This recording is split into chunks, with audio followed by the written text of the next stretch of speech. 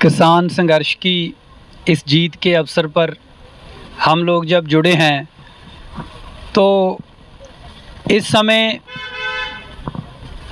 हमने पूरे एक साल जो कानून की वापसी के लिए जो संघर्ष किया है, तो मैं उस संघर्ष का जो तजर्बा है वो आपसे शेयर करना चाहूँगा।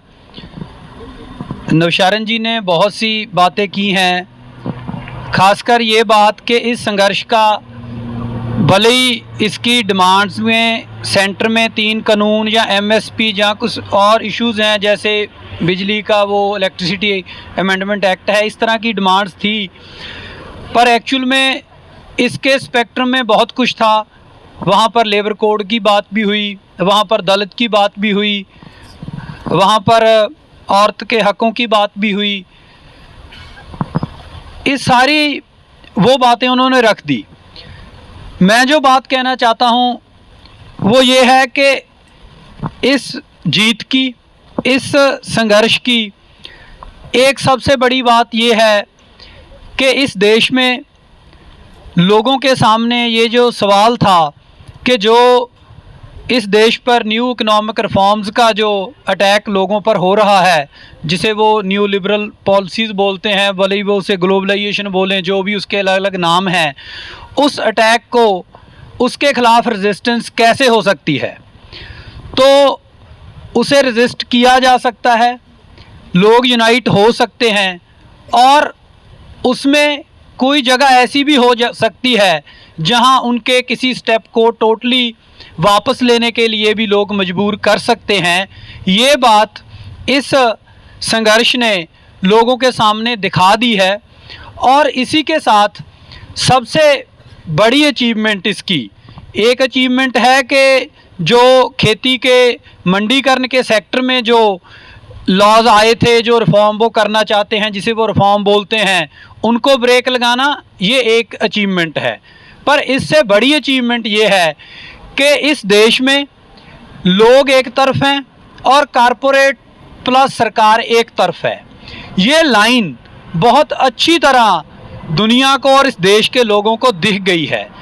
इस लाइन का खींचे जाना, इस लाइन का और डार्क हो जाना, ये बहुत महत्वपूर्ण बात है इस समय में कि इस किसान संघर्ष ने एक तरह कारपोरेट्स और जो यहाँ की गवर्नमेंट है उसका जो एक गठजोड़ है, उसके ख़िलाफ़ लोगों की फ़ाइट को एक नए लेवल पर, नए स्तर पर पहुँचा दिया है। ये इस किसान संघर्ष की सबसे बड़ी अचीवमेंट है। और इसके एक्सपीरियंस में बात यह है कि इस देश में बहुत से संघर्ष होते हैं किसान मज़दूरों के, एक इंडिया में 47 से पहले भी और 47 के बाद भी किसानों के संघर्षों की एक बहुत लंबी परंपरा है।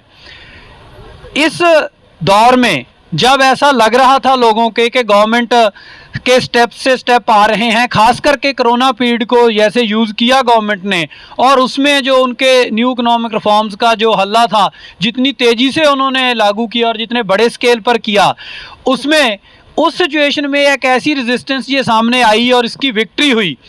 इसमें बहुत सी बातों का रोल है, पर सेंट्रल बात क्या है? सेंट्रल बात ये है कि इस स्ट्रगल के लीडिंग रोल में पंजाब है, पंजाब की किसानी है।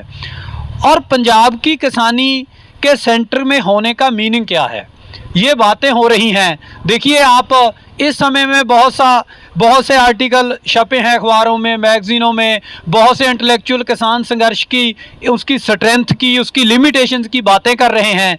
तो उस सिचुएशन में हम जिन्होंने इस स्ट्रगल में और किसान ऑर्गेनाइजेशन के साथ रल के इसको फाइट किया है, हम पंजाब वाले ये मानते हैं कि इस संघर्ष में 2 बातें ऐसी हैं जिन बातों को पूरे इंडिया में जो लोगों की जो पूरी रेजिस्टेंस मूवमेंट है, उस रेजिस्टेंस मूवमेंट में अगर अप्लाई करें, अगर उनको पकड़ के रखें, तो ये पूरी इंडिया की रेजिस्टेंस मूवमेंट के लिए 2 बातें इसमें लेसन्स हैं। एक बात ये कि इंडिया इस स्टेट में, इस राज्य में लोगों के किसी भी संघर्ष को, खासकर जो जिसे हम बेसिक क्लासेस बोलते हैं, जो मजदूर हैं, किसान हैं, जहाँ इंडस्ट्री वाले वर्कर्स हैं, उनके किसी भी संघर्ष को सेकुलर रखना एक बहुत बड़ा चैलेंज है। और हमने इस संघर्ष को सेकुलर रखा है, इस बात के बावजूद रखा है कि ये मोदी गवर्नमेंट एक फासिस्ट गवर्नमेंट, हिंदू शावनिज्म को यूज़ करने वाली गवर्नमेंट, इस गवर्नमेंट ने वो हर एफर्ट की, हर कोशिश की कि इसकी क्रिमिनल कलरिंग है जो वो बनाई जा सके, कि कभी इसे सिखों का बनाया जा सके, चाहे इसी किसी और का, कभी इसको नक्सल, कभी कुछ कभी कुछ, पर सबसे मेन प्लैंक था उनका कि इसे एक खास फिरके का संघर्ष दिखाया जा सके। वो हमने नहीं होने दिया। ये बहुत बड़ा चैलेंज था और ये लेसन इंडिया की सभी मूवमेंट्स के लिए है, खासकर उस फेज में जिस फेज में हम इस मोदी गवर्नमेंट को का सामना कर रहे हैं, जो गवर्नमेंट टोटली इस बात पर प्ले करती है कि उन्होंने क्रिमिनल मोबिलाइजेशन करनी है, रिएक्शनरी मोबिलाइजेशन करनी है, स्ट्रगल करते लोगों के उल्ट मोबिलाइजेशन उन्होंने करनी है और धर्म को और जात को यूज़ करके करनी है। उस सिचुएशन में ये बड़ा चैलेंज था और हमने इसे सर किया। और उससे भी बड़ी बात जो दूसरा लेसन निकलता है देश के लोगों के लिए, वो लेसन ये है कि इस देश में किसी भी एजिटेशन को रूलिंग क्लास पॉलिटिशियंस की एम्बिशंस से बचाना, रूलिंग क्लास जो अपॉर्चुनिस्ट पॉलिटिक्स है उससे बचा के रखना और आगे बढ़ाना, वो सबसे बड़ा चैलेंज इस देश में रहता है। और ये कैसे हुआ? ये ऐसे ही नहीं हुआ कि दिल्ली में आके जब लोग बैठ गए तो उन्होंने ये कोई डिसाइड किया। ये इसलिए हुआ कि पिछले 25-30 वर्ष में जो पंजाब के किसान इस मूवमेंट को आज लीड कर रहे थे, उन्होंने पिछले 3 दशक में ये पॉलिसीज़ पंजाब में उन्होंने इनको डेवलप किया है, उन्होंने इनकी पालना पोषणा की है, इनको बड़ा किया है। और पंजाब के सभी संघर्षों में इसकी एक हमारी लेगेसी है कि पंजाब में लैंड के इशू पर मल्टीनेशनल्स को लैंड देने के खिलाफ बहुत बड़ी स्ट्रगल्स हुई, स्पेशल इकोनॉमिक जोन के खिलाफ स्ट्रगल्स हुई। वो सभी एक लोगों की साइकी में थी, ना सिर्फ साइकी में थी, उनकी कॉन्शियसनेस में थी। और उन्होंने इन पॉलिसीज़ को एक तरह डेवलप करके यहाँ तक लाए कि अगर किसी संघर्ष को अंजाम तक पहुँचाना है तो उसके लिए ये हमेशा ज़रूरी बात है कि उस संघर्ष को अपॉर्चुनिस्ट पॉलिटिक्स है, जो पॉलिटिशियंस हैं, उनसे बचाना होगा। वो आते हैं, भले ही वो प्रोग्रेसिव का लेवल लेके आए, भले ही वो जेन्युइन भी हों, उनमें जेन्युइन को भी दूर रखना इसलिए ज़रूरी होता है। मानते हैं कि हम पंजाब के किसान यूनियन वाले ऐसा तो नहीं, जब हम कहते हैं कि हम एक पॉलिटिकल पार्टी नहीं है, हम एक किसानों की ऑर्गेनाइजेशन है, ऐसा नहीं कि हम पॉलिटिक्स नहीं समझते। बिना पॉलिटिक्स समझे तो एजिटेशन हो ही नहीं सकती, एजिटेशन लड़ी नहीं जा सकती। पर बात यह है कि जो जेन्युइन पॉलिटिशियन भी होंगे, अगर उनको हम अपने मंच पर मौका देंगे तो उसकी आड़ में, क्योंकि जेन्युइन पॉलिटिशियंस हैं, जो लोगों के हितों की बात करने वाले पॉलिटिशियन हैं, वो इस देश में बहुत कम हैं और बहुत वीक हैं। और वो इतने वीक हैं कि उनकी आड़ में यहाँ की ruling class parties, ruling class politicians संघर्ष में आते हैं और उस प्लेटफार्म को यूज़ करते हैं। इसलिए हमने ये डिसाइड किया कि उन पॉलिटिशियंस को रोकने के लिए, क्योंकि इस देश में रूलिंग क्लास पॉलिटिक्स की सरदारी है, उनका हाथ ऊपर है, लोगों की पॉलिटिक्स निचले स्तर पर है, लोगों की पॉलिटिक्स अभी लोगों को मालूम नहीं है। इसलिए उसकी आड़ में रूलिंग क्लास पॉलिटिशियंस स्ट्रगल्स में आते हैं और एक प्लेटफार्म के तौर पर यूज़ करते हैं और एजिटेशन को डाइवर्ट करते हैं, उसमें स्प्लिट होती है और वो अपने अंजाम पे नहीं पहुंच सकती। ये दूसरा लेसन है। और ये दोनों लेसन इतने इंपॉर्टेंट हैं, इतने ज़रूरी हैं इस देश में। अगर जब हमारे सामने क्या चैलेंजेस हैं, आपने अपनी जो मैंने टॉपिक पढ़ा, आपने 2 बातें लिखी हैं, उसमें एक आपने एग्रेरियन क्राइसिस की बात की है और एक चैलेंजेस की बात की है। मैं दोनों को इकट्ठा करके बोलता हूँ। चैलेंज यही है कि एग्रेरियन क्राइसिस जैसे नवशरण जी ने बोला कि दिनों दिन और ज़्यादा बढ़ रहा है, तीखा हो रहा है। ये एजिटेशन उसी एग्रेरियन क्राइसिस को एक रिफ्लेक्शन थी। उसको एक प्रॉपर चैनल का रिस्पांस था किसानों का। एक रिस्पांस सुइसाइड है, एक रिस्पांस क्रिमिनल बीजेपी की जो मोबिलाइजेशन है उसमें चले जाना है, और एक रिस्पांस ये है जो पंजाब के और हरियाणा और देश के किसानों ने दिया। ये प्रॉपर रिस्पांस है, इसी रिस्पांस को आगे बढ़ाना चाहिए, इसकी बहुत ज़रूरत है। पर बात यह है कि जो अग्रेरियन क्राइसिस है, जैसे हम इसे देखते हैं, ये स्ट्रगल मंडी पर हो रही थी। कानून मंडी के क्षेत्र में आए, उसका जो कानून आए उस कानून में यह है कि लोगों की फसलें हैं जो वो अब गवर्नमेंट नहीं खरीदेगी। पर अग्रेरियन क्राइसिस यहाँ तक लिमिटेड नहीं है, ये बहुत पंजाब, हरियाणा या वेस्टर्न यूपी या कुछ पॉकेट्स की बात है। उससे भी बड़ी बात इवन पंजाब में भी यहाँ मंडी है जहाँ क्रॉप फसल खरीदी जाती है, उसमें भी इससे बड़ा क्राइसिस ये है कि लैंड लोगों के हाथ से जा रही है, एक जगह इकट्ठी हो रही है जागीरदारों के लैंडलॉर्ड के पास। और मनी लैंडिंग का बहुत बड़ा इशू है। जो गांव के जागीरदार हैं वो मनी लैंडिंग में इन्वॉल्व होते हैं, वो मनी लैंडर्स भी हैं और किसानों को बहुत ऊंचे रेट पर वो पैसे हैं, वो जो मनी है वो देते हैं। इस सिचुएशन में ये दोनों बड़ी बातें हैं। जब क्या होता है, एक बात हमें समझनी पड़ेगी, जो न्यू इकोनॉमिक रिफॉर्म्स का अटैक है, जो भी वो पॉलिसी लाएं, उसका मीनिंग ये है कि एग्रेरियन क्राइसिस और बढ़ेगा और ज़्यादा डीपन ये हो रहा है। लैंड भले ही वो कॉरपोरेट्स के हाथ में जाए, भले ही जागीरदार के गांव के हाथ में जाए, पर वो किसान से छीन रही है। और 50% तो हमारे पंजाब में, 32% वो जो दलित सेक्शंस हैं वो लैंडलेस हैं, और जो लैंड ऑनर्स हैं, जट पीजेंट्री जिसे हम बोलते हैं, वो लैंड ऑनर्स की, उसमें से पिछले 25-30 वर्ष में 17% जो है वो लैंड ऑनर्स के पास से ज़मीन जा चुकी है। वो कहाँ गई है? वो गांव के लैंडलॉर्ड के पास गई है। अभी मल्टीनेशनल्स के पास तो नहीं गई अभी तक, वो तो जो रोकने लगे थे पंजाब में, वो जाने नहीं दी स्ट्रगल्स ने, पर फिर लैंड तो छीनी है लोगों के हाथ में से। तो सबसे बड़ा सवाल ये है, इसलिए हमारा ये मानना है कि इस समय इंडिया में ज़रूरत इस बात की है कि हम इस इकोनॉमिक रिफॉर्म्स के टोटल अटैक को, न्यू इकोनॉमिक पॉलिसीज़ के अटैक को और एग्रेरियन क्राइसिस को एक तो रिलेट करके समझें, एक दूसरे से जोड़ के देखें, और इसके लिए एक टोटल रेजिस्टेंस मूवमेंट बिल्ड करने की एफर्ट करें। किसानों का ये संघर्ष उस रेजिस्टेंस मूवमेंट के लिए एक मॉडल है। इस मॉडल में बहुत से लेसन हैं जिसको हमें आगे लेके जाना पड़ेगा। इससे बहुत से बातें ऐसी निकलती हैं, अग्रेरियन प्रोग्राम की बात निकलती है, वो इंडिया में अलग अलग पॉकेट्स में अलग अलग प्रोग्राम बनता है, यूनिफाइड नहीं है।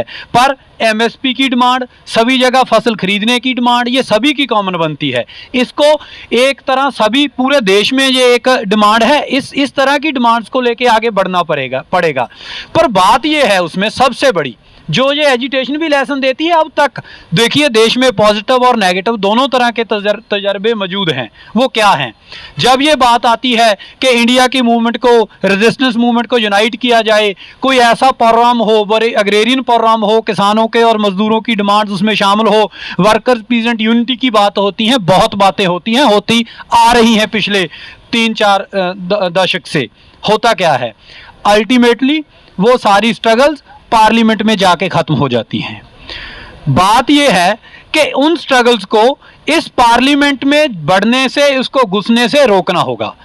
तभी इस रेजिस्टेंस मूवमेंट को, जो रेजिस्टेंस इस समय इंडिया में बनाने की ज़रूरत है, क्योंकि होता यही है कि जब वो रेजिस्टेंस मूवमेंट एक टॉप तक पहुंचेगी, भी डेवलप होगी, तो उसमें ये आएगा कि अच्छा फिर अब तो इलेक्शन आ गई, अब तो फिर इसमें इंडिया के पार्लियामेंट में जाया जाए, वो फलानी विधानसभा में जाके बैठा जाए, वहाँ से ये इशू हम रेज करेंगे। और ये इंस्टीट्यूशंस देखिए, मैं कम्युनिस्ट लोग हैं, बहुत से राइट लेफ्ट बहुत से लोग हैं इंडिया में, वो सब अपने अपने तरीके से सोचते हैं कि ठीक है रेजिस्टेंस मूवमेंट तो है, पर पार्लियामेंट्री इंस्टीट्यूशंस हैं, उनको यूज़ कर लें, उनको वहाँ अपनी आवाज़ उठा लें, और हम उनको यूज़ करने के चक्कर में हमारी रेजिस्टेंस मूवमेंट को खंडा लेते हैं, कमज़ोर कर लेते हैं, और एक समय बाद उसी के होके रह जाते हैं। ये हमारी इंडिया की जो अब तक की मूवमेंट है उसका एक्सपीरियंस है। और सबसे बड़ी बात ये कि जब भी रेजिस्टेंस की मूवमेंट होती है, मैं इसलिए बोल रहा हूं कि ये एक इतना शानदार एक्सपीरियंस है कि सब पॉलिटिशियंस को जेन्युइन है, भले ही वो अपॉर्चुनिस्टिक हैं, जो भी हैं, सब पॉलिटिशियंस को इस एजिटेशन का मंच प्रोवाइड ना करना ही इस एजिटेशन की स्ट्रेंथ थी। और ये लेसन पूरे इंडिया में अब हमारे लिए हमारे सामने है और हमारा ये कहना है कि इंडिया लेवल पर हम इस एक्सपीरियंस को लेके आगे बढ़ें। लास्ट में मैं अपनी इतनी बात के साथ तो अपनी बात समाप्त करूंगा कि एक पीरियड था इंडिया में जब एम्पिरियलिज्म के ख़िलाफ़ यहाँ की स्टूडेंट मूवमेंट देश के लोगों को रास्ता दिखाती थी। एक 70s का 80s का वो पीरियड था। अब हालात बदल गए हैं। अब देश के किसान हैं जो वो एम्पिरियलिज्म के ख़िलाफ़ कैसे फ़ाइट होगी, वो देश के लोगों को रास्ता दिखा रहे हैं। इसलिए अब यहाँ के यूथ को, यहाँ के स्टूडेंट्स को किसानों से सीखने की ज़रूरत है, उसके एक्सपीरियंस से सीखने की ज़रूरत है। पर इसके बावजूद भी जो स्टूडेंट्स का, इंटेलेक्चुअल्स का और यूथ का किसी सोसाइटी में एक वैनगार्ड का रोल होता है, उसको किसान रिप्लेस नहीं कर पाएंगे। वो रोल आप ही का है, वो रोल आप ही को निभाना है।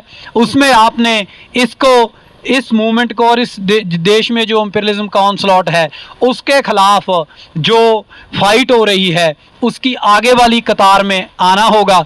जब तक आप उसमें नहीं आएंगे तो आपका जो ये रेजिस्टेंस मूवमेंट, जितने ही किसान आ जाएं, जितने ही मज़दूर आ जाएं, वो उस तरह स्ट्रांग नहीं हो पाएगी और अपने अंजाम तक नहीं पहुंच पाएगी। इसलिए हम आपको ये मैसेज देते हैं, आपको ये अपील भी करते हैं कि आने वाले समय में किसानों और मज़दूरों की उस मूवमेंट की आगे वाली लाइंस में आके हमारे साथ फाइट करें। आपका बहुत बहुत धन्यवाद।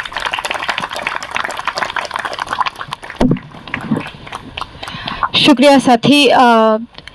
हम लोग आई थिंक सो जेएनयू में भी जो एक लेगेसी रहा है इस कैंपस का, यहाँ का पॉलिटिक्स का, हम लोग कोशिश की